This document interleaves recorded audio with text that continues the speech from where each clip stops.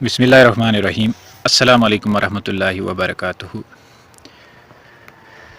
मोहतरम नाज़रीन किराम, हमारे सामने कल इलेक्शन थे। इलेक्शन से हम फारिग हो गए, तो अब हम बेकार ही बैठे हैं। हर 5 साल के बाद इलेक्शन आते हैं, उसके बाद हम बेकार बैठ जाते हैं और असल जो करने का काम है वो हम नहीं करते हैं। जैसा कि हम देख सकते हैं कि अल्लाह तबारक व तआला ने कुरान करीम में फ़रमाया, वमन लम यहकम बिमा अंज़लल्लाहु फ़उलाइका हुमुज़ ज़ालिमून वमन लम यहकम बिमा अंज़लल्लाहु फ़उलाइका हुमुल काफ़िरून वमन लम यहकम बिमा अंज़लल्लाहु फ़उलाइका हुमुल फ़ासिकून। जो अल्लाह की नाजिल करदा कानून के मुताबिक फ़ैसले नहीं करे वो काफिर भी है, ज़ालिम भी है और फासिक भी है। फिर हम देखते हैं कि 10-10 लाख का मजमा हज के मौके पर दुआएं मांग रहा है, या मसाजिद में जुमा के दिन दुआएं मांगी जा रही हैं। ईद के दिन बड़े बड़े मजमे होते हैं, दुआएं मांगी जा रही हैं, तो दुआएं कबूल नहीं होती।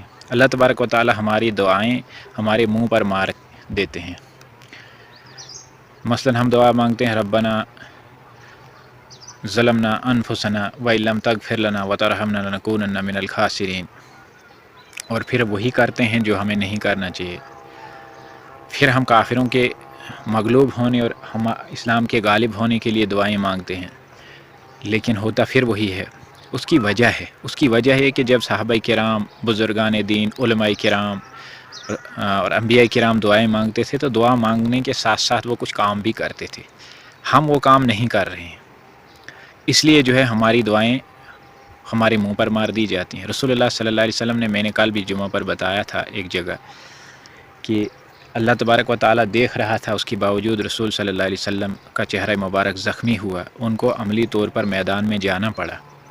तो हमने वो जद्दोजहद नहीं की जिससे हम अपने फ़ैसले जो हैं खुद करें, अपने जो हम कर सकते हैं। अब हम में से कोई भी जो है आम आदमी वो एक सदर की या वज़ीर आज़म की कुर्सी पर बैठकर जो है वो फ़ैसले तो नहीं कर सकता, हमें वो इख्तियार नहीं है, लेकिन हम अपने फ़ैसले तो कर सकते हैं।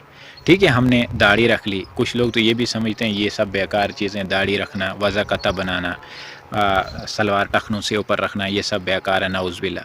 हालांकि ये बेकार नहीं है, सब ज़रूरी हैं, लेकिन ये नमाज़ें, रोज़े, ज़कात और वज़ा कता ये इस्लाम का मज़हबी तसव्वुर है। इस्लाम का जो दीन का तसव्वुर है वो मेहनत हम नहीं कर रहे हैं, उस मेहनत में हम नहीं लगे हुए हैं। तो मैं आपको ज़्यादा लम्हा ना सुनाते हुए एक मकसद सी बात आपके सामने रखना चाहता हूँ। वो ये कि हम जब इलेक्शन होते हैं उसके बाद हम मुतमईन होकर बैठ जाते हैं और अपना मुहासबा नहीं करते हैं। उसकी वजह से 5 साल के बाद हमें फिर इस टेंशन में पड़ जाते हैं कि हमारे साथ क्या होगा अब अगर फ़लाँ की हुकूमत आई, फ़लाँ पार्टी की हुकूमत आई।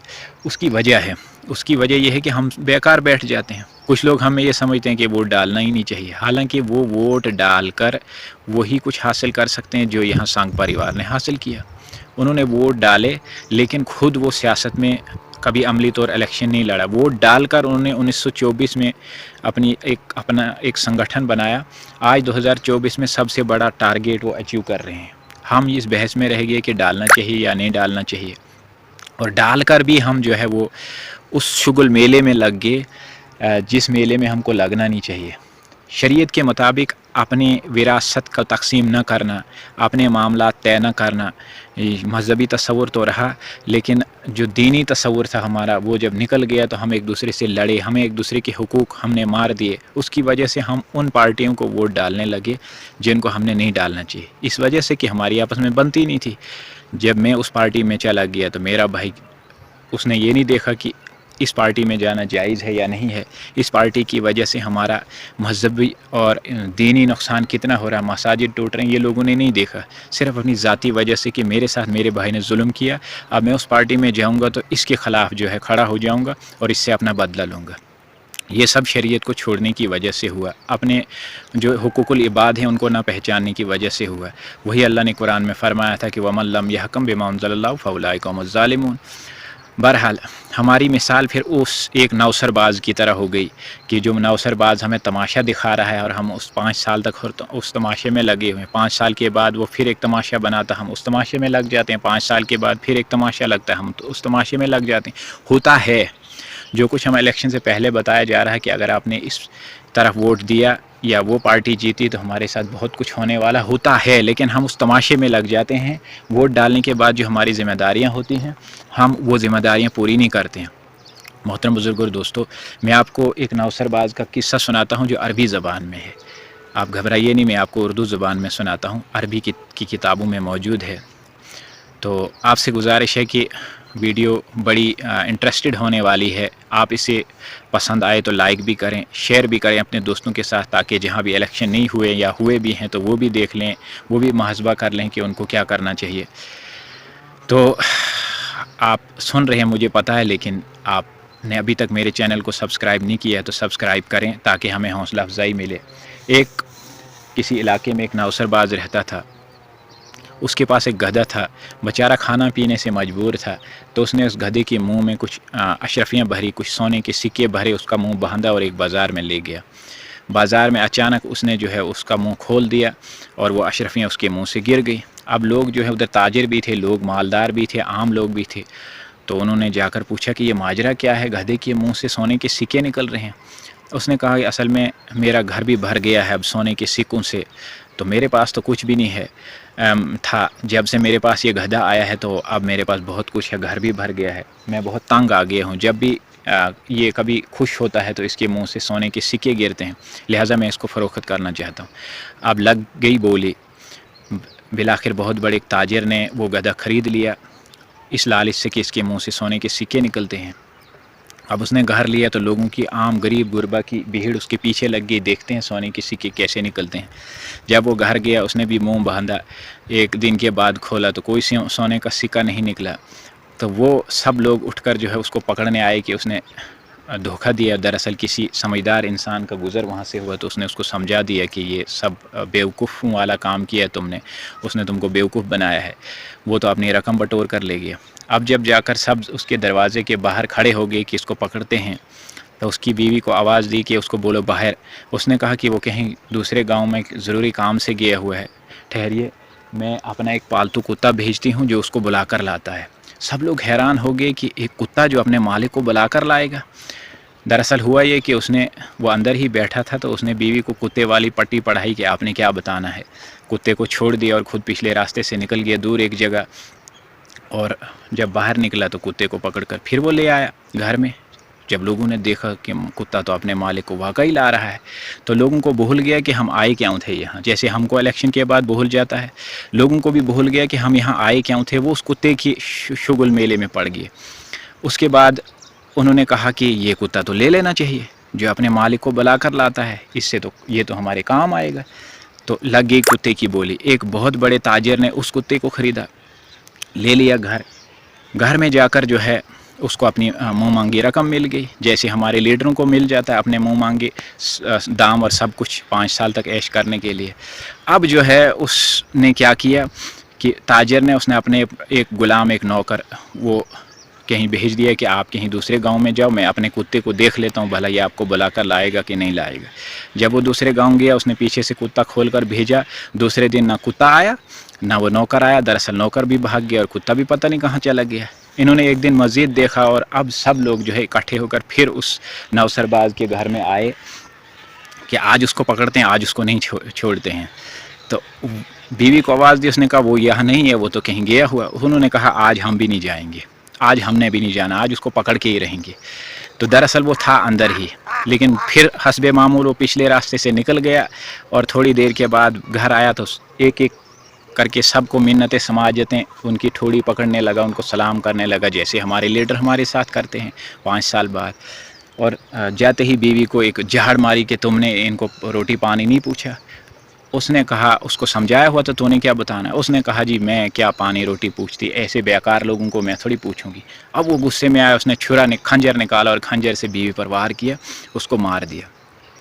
اب لوگ پھر بھول گئے اس بیوی کی موت دیکھ کر کہ انہوں نے اس کو کہا اللہ کے بندے ہمارے لیے بیوی کو مارنے کی کیا ضرورت تھی؟ تو ہاں آپ اتنا اس حد تک تو نہ جاتے نا۔ اس نے کہا آپ تو ہمارے معزز لوگ ہیں، جیسے ہمارے لیڈر کہتے ہیں آپ معزز لوگ ہیں، آپ کا اس نے بے ادبی کی، لیکن آپ گھبرائیے نہیں، میں اس بیوی کو زندہ بھی کرتا ہوں۔ انہوں نے کہا وہ کیسے؟ اس نے کہا یہ سینگ میرے پاس ہیں جانور کے، इन सींगों से मैं आवाज़ निकाल कर इसको ज़िंदा करता हूँ। वाकई उसने उस सींगों से आवाज़ निकाली, उसको बजाया और बीवी जो है ज़ख़्म पर हाथ रखते हुए उठ बैठी। अब लोग फिर भूल गए कि हम आए क्यों थे। उन्होंने बोली लगाई सींगों की कि ये सींग हमें दो जी, हमें दो जी। बहरहाल आखिरकार एक बहुत बड़े ताजिर ने उन सींगों को ख़रीद लिया और वो फिर जो है चले गए। असल में हुआ ये था कि उस खंजर के अंदर एक बटन था, उसने बटन दबाया और उस खंजर का अगला जो है नोकीला हिस्सा वो पीछे को चला गया। सिर्फ दस्ता उसने इसको बीवी पर मारा, एक रंग उसके जिस्म पर छिड़क, अंदर से लिफाफा रंग का था तो खून का रंग का, तो उसको खून भी निकला। तो वो मारी नहीं थी, वो ऐसे बस सो गई थी। तो वो खंजर लेकर घर चला गया और वो सींग लेकर ताजिर, उसने सोचा मेरी बीवी मुझे बहुत तंग कर दिया, आज इसको शाम को मार दूंगा, सुबह सींग बजाकर फिर उठाऊंगा तो रात आराम से काटूंगा। जब वो घर में गया तो बीवी ने कुछ बकबक किया तो उसने एक खंजर मारा और उसको मार दिया। सुबह जब वो उठा तो अब वो सींग हर तरफ से उल्टा सीधा घुमाकर बजाने लगा, लेकिन उसकी बीवी उठी नहीं, वो तो मर गई थी। अब सब फिर इकट्ठे हो गए तो उसने कि इस नौसरबाज ने तो कत्ल करा दिया, आज इसको नहीं छोड़ेंगे।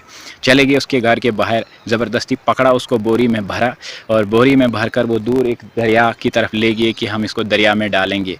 जब आधा रास्ता तय किया तो बारी बारी से उठाकर सब गाँव वाले जो है मर्द लोग थे वो सब थक गए, सब मर्द, कोई मर्द घर नहीं रहा था, सब इसको इस गांध को दफ़ा करने आज निकले हुए थे। जैसे कभी कभी हम सोच लेते हैं कि फलां पार्टी को आज दफन कर देंगे, इसको वोट नहीं देंगे, हम करेंगे ये कि इसके ख़िलाफ़ जाएंगे, इस पार्टी को ही दफन करेंगे।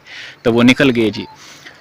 आधे रास्ते पे जब वो पहुँचे तो सब थक गए, सब ने जो है वो बोरी को नीचे डाला, ज़मीन पर रखा और सब थोड़ी देर सस्ताने के लिए लेट गए।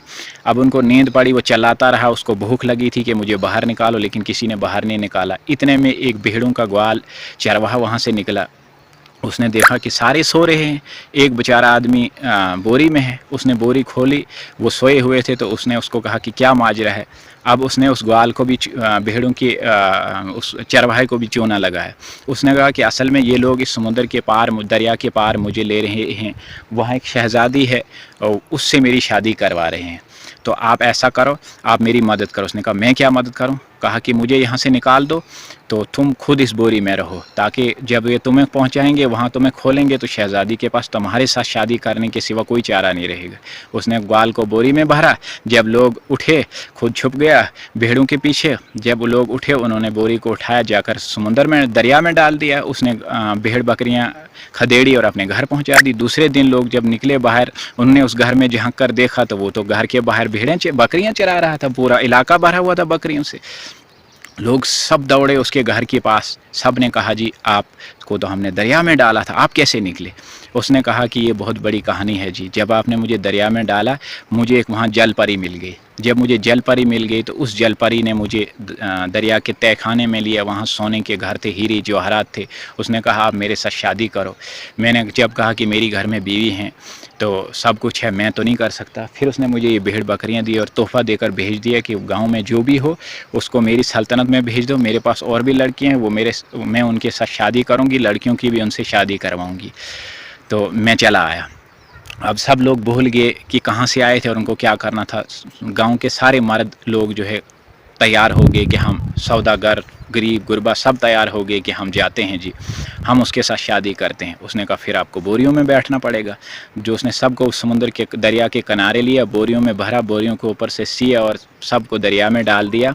सब फना हो गए और सारा इलाका, सारा गांव जो था वो अकेला उसका मालिक बन गया। तो मोहतरम बुज़ुर्गों, दोस्तों, कहानी मुझे लगता है आपको पसंद आई है, लेकिन कहानी को इन इलेक्शनों में फिट करके देखिए और फिर इलेक्शन के बाद हमारा ये देखना एक दिन आएगा कि उसी तरह से बोरियों में बांध करके हमको समुद्र दरियाओं में डाल दिया जाएगा और इस सारे जो है मुल्क के मालिक वो लोग होंगे जो हमें इन तमाशा दिखाने वाले हैं। लिहाजा वोट की ज़िम्मेदारी आपकी थी, वोट आपने दिए, लेकिन अब अल्लाह की ज़िम्मेदारी, कुरान खोल कर देखिए, कुरान के मुताबिक अमल करने की कोशिश कीजिए, अपने आसपास के हुकूकुल इबाद ठीक कीजिए, अपने जो है मामला ठीक कीजिए, अपने भाइयों के साथ, जैसे कुरान ने कहा सहाबाए किराम की तारीफ़ कि वो कुफार के मुकाबले में सख्त हैं और आपस में नरम दिल हैं, हम उनके मुकाबले में नरम हैं और आपस में सख्त हैं।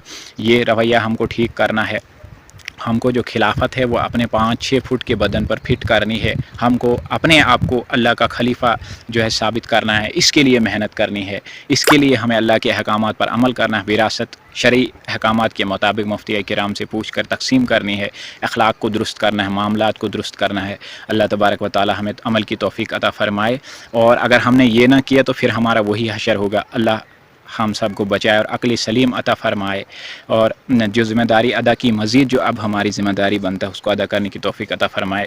آپ سے گزارش ہے آپ چینل کو سبسکرائب کریں, لائک کریں اور اپنے دوستوں کے ساتھ ضرور شیئر کریں. شکریہ.